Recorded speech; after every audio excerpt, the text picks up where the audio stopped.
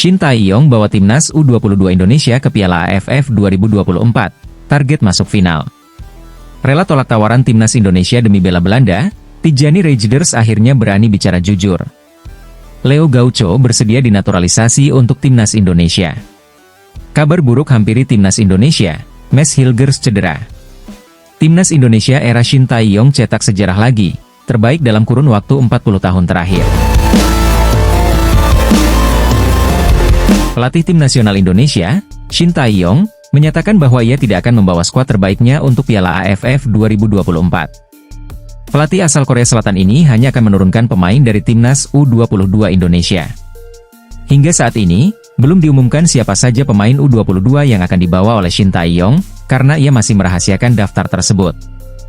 Pelatih berusia 54 tahun ini mengakui, bahwa kekuatan timnas Indonesia di Piala AFF 2024 mungkin tidak akan sekuat negara-negara lain, karena fokus utama Shin Tae-yong saat ini adalah pada timnas senior, yang sedang berlaga di putaran ketiga kualifikasi Piala Dunia 2026 zona Asia.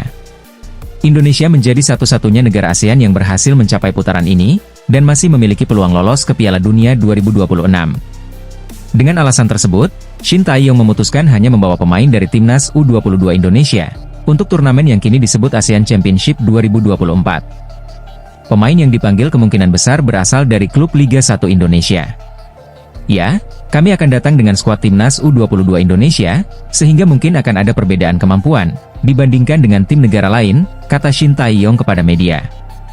Meskipun demikian, Shin Tae-yong tidak akan menyerah begitu saja. Ia tetap menargetkan membawa tim Merah Putih mencapai final Piala AFF 2024. PSSI sendiri tidak memberikan target khusus kepada Shin Tae-yong untuk turnamen ini, karena fokus utama mereka adalah pada kesuksesan di kualifikasi Piala Dunia 2026. Saya akan berusaha sebaik mungkin dan berharap kami bisa mencapai final, kata Shin Tae-yong. Dengan kemampuan kami saat ini, saya pikir sudah ada perkembangan. Piala AFF 2024 akan digelar mulai 8 Desember 2024, hingga 5 Januari 2025, dengan Indonesia berada di grup B bersama Vietnam, Myanmar, Filipina, dan Laos.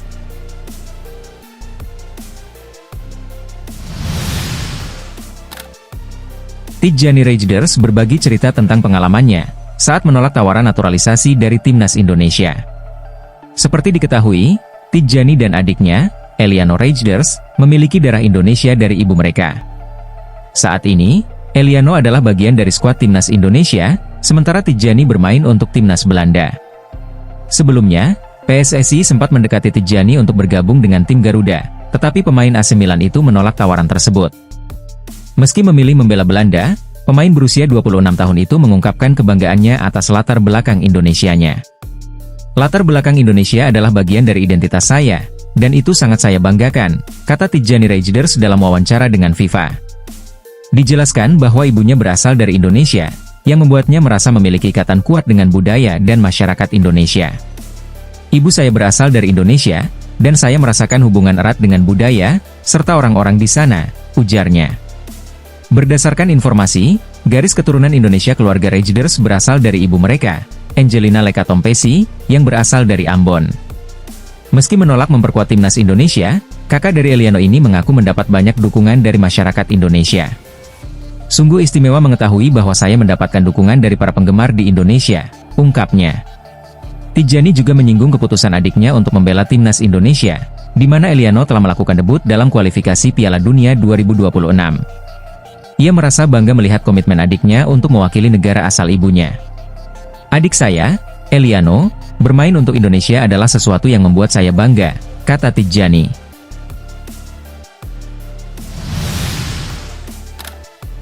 Penyerang Borneo FC, Leo Gaucho, menyatakan bahwa ia siap untuk menjalani proses naturalisasi, demi membela timnas Indonesia.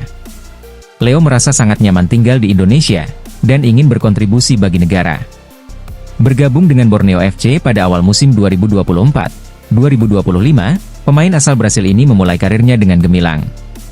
Ia berhasil mencetak 3 gol dan membawa Borneo FC ke final Piala Presiden 2024.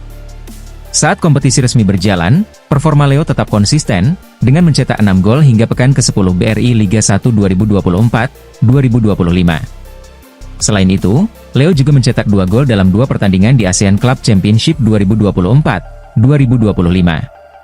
Sebagai penyerang, Leo memiliki kemampuan mencetak gol yang baik, dan di usianya yang baru 23 tahun, ia berpotensi untuk semakin berkembang. Leo Gaucho tidak memiliki garis keturunan Indonesia, karena berasal dari Brasil. Untuk menjalani naturalisasi, ia harus tinggal di Indonesia setidaknya selama 5 tahun. Leo menyatakan kesiapannya untuk proses tersebut. "Saya siap jika Indonesia ingin menjadikan saya pemain naturalisasi. Bagi saya ini sangat mungkin, karena saya merasa nyaman di sini," ujar Leo di kanal YouTube Transfermarkt Indonesia. Ia menyebut bahwa bermain untuk Indonesia adalah peluang besar, dan ia sangat menyukainya.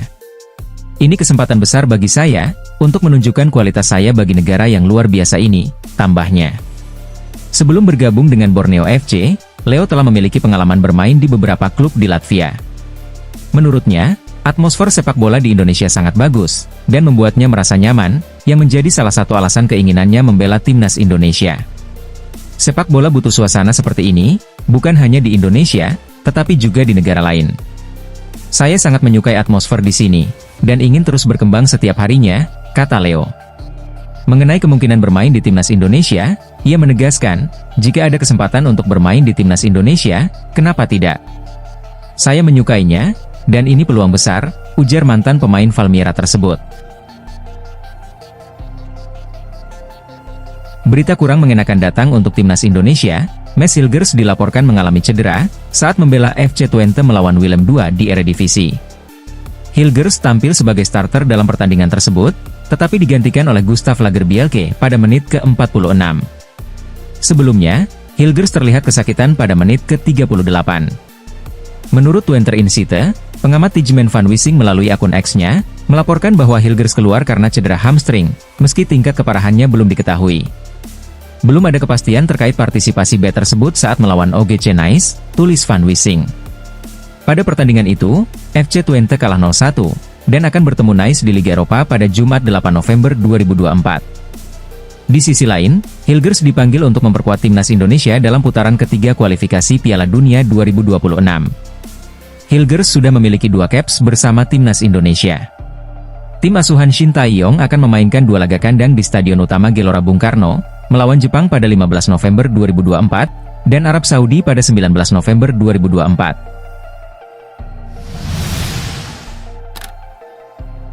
Timnas Indonesia kini berada di masa keemasannya, setelah semua level tim nasional berhasil lolos ke Piala Asia, sesuatu yang belum pernah terjadi dalam 40 tahun terakhir. Dalam 4 tahun sejak pandemi COVID-19, mulai dari timnas U17 hingga tim senior berhasil memastikan diri tampil di Piala Asia. Kesuksesan ini tak lepas dari peran pelatih Shin Tae-yong, yang bergabung pada akhir 2019. Kedatangan pelatih asal Korea Selatan itu menjadi awal kebangkitan sepak bola Indonesia, yang sebelumnya sempat mengalami masa suram di level internasional selama 1 dekade terakhir. Masa suram ini ditandai dengan adanya dualisme di tubuh PSSI pada 2012, serta sanksi dari FIFA pada 2015. Setelah masalah ini selesai pada 2014 dan 2016, timnas Indonesia memulai dari awal lagi untuk bersaing di kancah internasional. Perlahan, sepak bola Indonesia bangkit berkat munculnya talenta-talenta muda dari berbagai daerah, serta program naturalisasi yang tepat sasaran, ditambah dengan kehadiran pelatih berkualitas seperti Shin Tae-yong. Hasilnya mulai terlihat ketika seluruh tim dari U17 hingga senior berhasil lolos ke Piala Asia. Kebangkitan ini dimulai dari playoff kualifikasi Piala Asia 2023 melawan Chinese Taipei pada Oktober 2021 di Thailand, yang dimenangkan dengan agregat 5-1. Kemenangan ini membawa Indonesia ke babak ketiga kualifikasi, di mana mereka berhasil finish sebagai runner-up grup A, dan lolos ke Piala Asia 2023. Tak berhenti di situ, Shin Tae-yong juga membawa timnas U20 lolos ke Piala Asia U20 2023, pada September 2022, sebagai juara grup F. Meski tak berhasil lolos ke babak 16 besar, tim U20 tetap bermain apik dengan menyamai poin Irak yang menjadi runner-up grup A. Setelah itu, Shin Tae-yong mencetak prestasi lain dengan mengantarkan timnas U23 lolos ke Piala Asia U23 2024, untuk pertama kalinya pada September 2023. Pada Januari 2024, Shin memimpin timnas senior di Piala Asia 2023, mengakhiri absen 16 tahun di kompetisi ini, dan mencetak sejarah dengan membawa Indonesia ke babak 16 besar untuk pertama kali. Tak hanya itu, Shin membawa timnas U23 ke semifinal Piala Asia U23 2024, yang berlangsung pada April, dengan mengalahkan tim kuat seperti Australia, Yordania, dan Korea Selatan. Kiprah Shin Tae-yong terus berlanjut ketika ia membawa timnas senior lolos ke putaran ketiga kualifikasi Piala Dunia 2026, dan memastikan satu tempat di Piala Asia 2027. Prestasi-prestasi ini juga memotivasi pelatih lokal seperti Indra Syafri di timnas U20, dan Nova Arianto di timnas U17 untuk membawa timnya lolos ke Piala Asia.